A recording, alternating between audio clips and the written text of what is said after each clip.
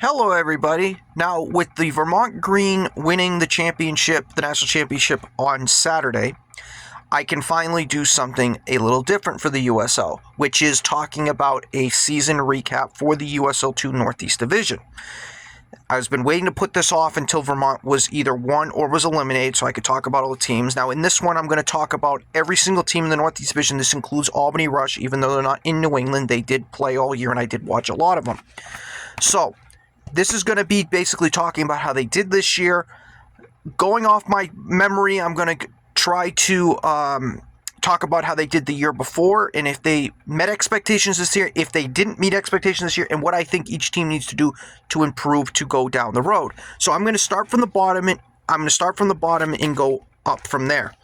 So at the bottom was Boston City. Boston City went winless this year, second straight year they've gone winless. They had 4 draws, 10 losses. They got 2 more points than last year. But the reason why they were so bad was because of their defense. They conceded 50 on the year, which was 15 more than the next closest team, and they only scored 18, which was tied for the fewest in the Northeast Division. Now, Boston City has some players that I feel like could be key contributors next year. The problem is they have nothing on the back end. Nothing. Their defense is pretty piss poor. But if they can find some pieces to add to that back line, I could see them winning a game or 2 next year because towards the second half of the season, they were competitive. Against the top dogs like Vermont, obviously they weren't. But when they played a team like Connecticut, like Connecticut Rush, AC Connecticut, heck, you can even throw teams like Albany Rush and BlackRock, they were competitive against them. So if they can just lock down the defense, I think they can win a couple games next year. So I would say this season was a success for Boston City, even though they didn't win any. They finally have some pieces and a team to build around. In 9th place, we have AC Connecticut. AC Connecticut finished 4th in 2025. I also should remind you that Boston City was worse last year. They were absolutely worse. They were the worst team last year, so they stayed at rock bottom. AC Connecticut, on the other hand, they were 4th the year before. This year, 3 wins, 11 losses. Nothing went right for AC Connecticut, only scoring 18 goals, which was tied with Boston City for worst in the league, or in the Northeast Division, I should say. And they conceded 29, which was tied for 3rd worst in the Northeast Division. Now, for AC Connecticut, the problem with them was it was kind of a little bit of everything. So, unlike with Boston City, where I just said that they had some pieces to build around offensively, they just got to fix the back line, I think AC Connecticut needs a total overhaul, in my opinion. And the reason why I say that is because when I looked at AC Connecticut, I didn't really see anybody that you could build a team around or was like that leader on the team. Because every single time I saw AC Connecticut trail, and I should also point out that AC Connecticut, all 3 of their games, they won 1-0. They were all clean sheets. But when they trailed, they didn't have that gear to come back and make it a game. It just felt like as soon as they conceded, the game was over. So they got to fix their identity there for AC Connecticut. Considering I thought they were going to be good this year, considering their U20 team, basically the USL Academy team, had just won the national championship. So I thought that those players were going to start to come into the system and they were going to start to maybe push themselves for a playoff spot this year. Not even close. They finished almost at the rock bottom. At number 8 is Connecticut Rush. First year in the league for them. I had them finishing in this area because I didn't think they had some good players, but they didn't think they had a good defensive team. That's exactly what we saw this year. But the other problem with this AC Connecticut team was they had a record of 4 wins, 2 draws, and 8 losses. They only scored 19 goals, which wasn't the worst in the Northeast Division, but just about there. And they conceded 26, which was 5th worst in the Northeast Division. Or excuse me, hang on. Yeah, 6th. Six worse when it came to conceding in the Northeast Division. For their first year, not that bad, I will say. But the one thing they got to focus on the road, they were kind of road warriors. They won 3 games, lost 3 games, only had the 1 draw. But at home, they were just unbearable to watch at home. For some reason, they just could not compete at home. 1 win, 1 draw, 5 losses, 7 goals only scored at home, 13 at when you're only in 7 games you conceded 13 goals. So like the offense at home just not being there. Like I said, Connecticut Rush has some players they can build around. Again, it's kind of the same thing with AC Connecticut. It's actually, I would say this. It's a combination of what AC Connecticut and Boston City are going through. So Boston City, just like Connecticut Rush, had some offense that you could say they have some pieces because they are physical. I look at Brown, for example, of Connecticut Rush as one of those players. You could throw Anthony in there as well. But defensively, not that great. I thought their defense let them down at times. And I think that's part of the reason why Connecticut Rush didn't finish higher than 8th. Because they're in this division this year, they could have, and I'm being dead serious, if they could have competed at home, there's a chance they could have finished top 5. Because that's how crowded this division was when it came to the bottom. But I think Connecticut Rush going next year, they got to fix their defense, maybe get some supporting players for their offense. But we'll see what goes from there.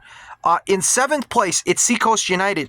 Seacoast United, since they won the division the national title in 2024, it has not been good for Seacoast United. They've lost their coach. They've lost kind of their recruiting process to get some players. They do have some players on there. Tyler Crofts, for example. There's a player, Aiden, I forget his last name. He's really good. They have some players there. But when you look at this Seacoast United team, they went 4 wins, 2 draws, 8 losses. Same record as Connecticut Rush, but because they had the tiebreaker, that's why they finished ahead of them in 7th. They scored 25 goals. They conceded 29. Now, their 25 goals that they scored... Now, let's be clear. 29 goals, by the way, is the 3rd worst mark in the Northeast Division. Defending was not there this year. Offensively, it wasn't that bad. It really wasn't. It was actually the 4th best offense in the Northeast Division. But with Seacoast United, they didn't start off strong. They lost 4 straight at home, and the reason why I bring up their road record is they finished with a record at home of 1 win and 6 losses. Like, you thought Connecticut Rush was bad? They only scored 6 goals, not 7. And the problem with Seacoast United, the reason why they, after winning the national title in 2024, in 2025 they had a home record of 2 wins and 5 losses. This year it's 1 win and 6 losses. So basically they have gotten worse, and that's why their records got worse. They went from 6th last year to 7th this year. This Seacoast United team has gone from being a powerhouse in the Northeast Division to now a mid-level team, basically. And it's because of their play at home, where they just cannot play at home for some reason. Until they fix that, Seacoast United is not going to be a threat for a top 4 team. I'm just saying that going into next year. Seacoast needs to figure that out, and get it quickly. Maybe it's getting a new coach. Maybe it's trying something else recruiting-wise.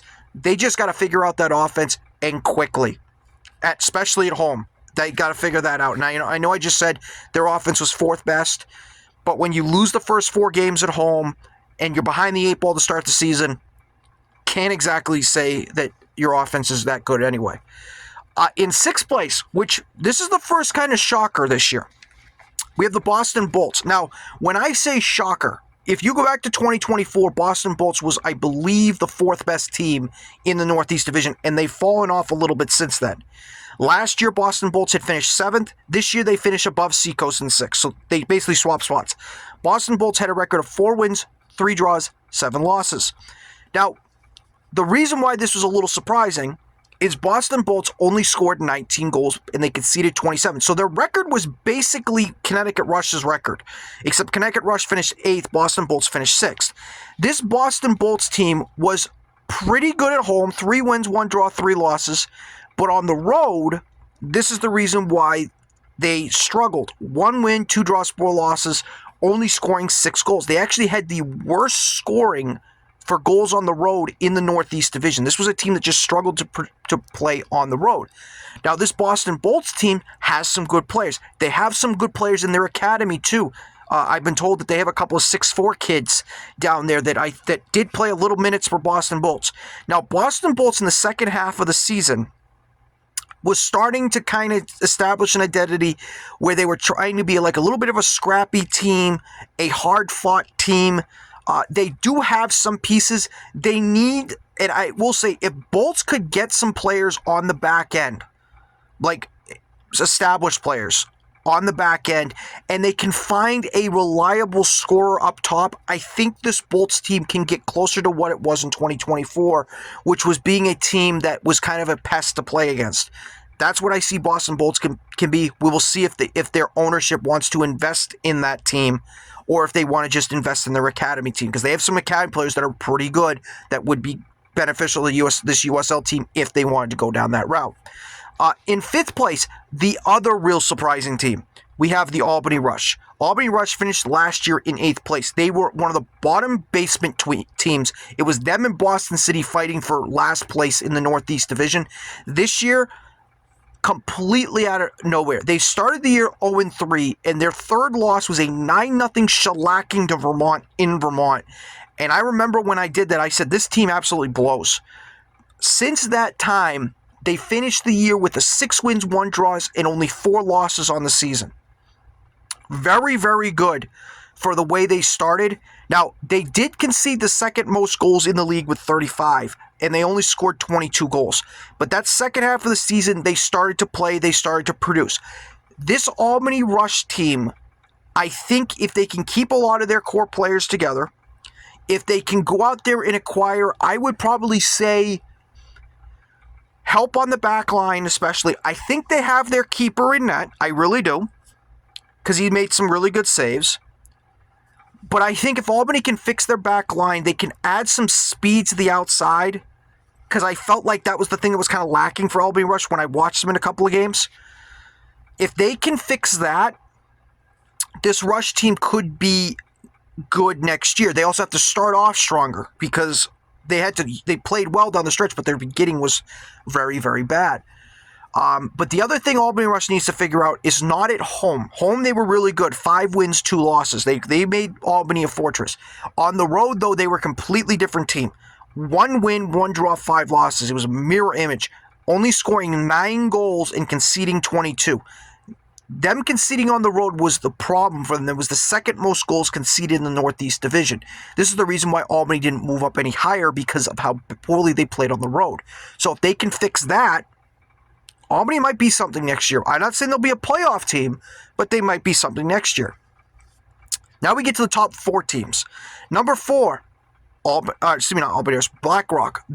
BlackRock's becoming a good story for them, because in 2024, they went winless. 0 wins, 2 draws, and 2 losses. Last year, they surprised everybody and finished 3rd in the division. They just missed out on making the USL 2 playoffs via points percentage, but I was curious to see how they were going to play this year. They finished 4th, not bad. They had 5 wins, 6 draws, 3 losses. Now, that's the one thing that's comparable to last year. Last year, BlackRock only lost 3 games as well. The only difference was, I believe, BlackRock won 1 more game. So, even if they won that game, it wouldn't have made a difference. They were going to still be in 4th. This BlackRock team was the second best defensive team in the Northeast Division, only conceding 17 goals. The problem was they only scored 22. And it was basically Alasami who was basically their only goal scorer for BlackRock. So BlackRock has the keys to have a really good defense. They just got to find more goal scoring. If they can find more goal scoring to pair with Alasami, this BlackRock team could compete for the top 2 seed next year in the Northeast Division, and I'm not even joking when I say that. This BlackRock team, they're coached well, they have good players, they just need more firepower, and they could be one of those scary teams. In 3rd place is Western Massachusetts, Very disappointing year for them. 8 wins, 3 draws, 3 losses. You might look at that and go, that's a really good record for them. Wasn't good enough to make the playoffs, though. They conceded only 20 goals, which was 3rd best in the Northeast Division. But the problem was they only scored 27. And you're probably thinking 27, that's the 3rd most in the league. So why in the Northeast Division? So what's the problem? They scored 22 goals fewer than last year. Western Mass was a wagon last year when it came to their offense, and it was the reason why it carried them to the playoffs. This year, the defense got better, technically speaking, but their offense got significantly worse. A lot of their goals were scored on set plays. They had trouble scoring in open play, and they had trouble scoring at all in games. It was basically rely on Ben Alexander to hold you down and keep you in games. Because if it wasn't for Ben Alexander, I could make the argument that they could have finished below BlackRock, and maybe, this is a stretch, maybe below Albany, because Albany did beat them in Albany when they played later in the year, which kind of killed Western Mass from making the playoffs. Now, Western Mass also was really good on the road, though. 5 wins, 1 draw, 1 loss. Really good on the road. The problem was at home.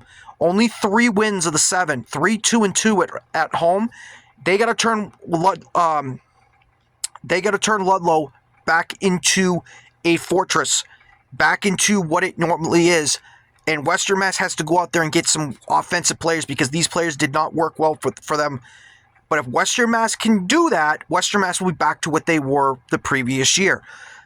But that's what it's going to have to take. Will they do it? We don't know, because this is going to be, we're kind of in the scenario just like Seacoast is right now, where Seacoast is middle of the pack, is the twilight, are we in the twilight years of Western Mass in their dominance when it came to the Northeast Division? We will see.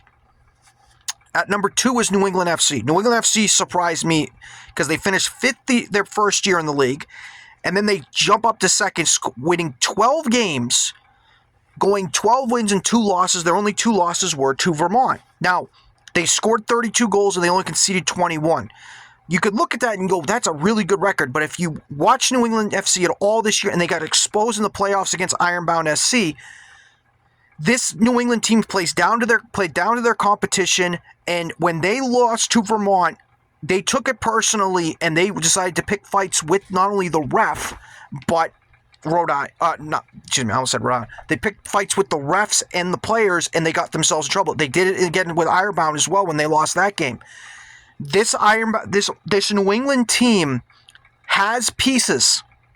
They have former academy players where you could say they should be doing better than this, but they lull you to sleep at times because their offense can be inept. I think they're too slow with the ball in possession. And like I said, they just play down to teams. Teams like Boston City, Connecticut Rush, and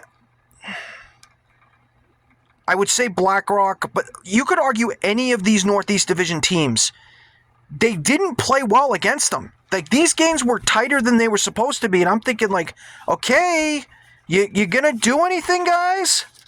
I mean, I'm looking right now at the games that they played, and so after they got schmacked by Vermont 4-0, they only beat Connecticut Rush 2-1 the next game. They then beat BlackRock 2-1. Then they won 2-1 to Seacoast. Again, these are bottom teams. AC, where's the? I'm still looking. When they played, I'm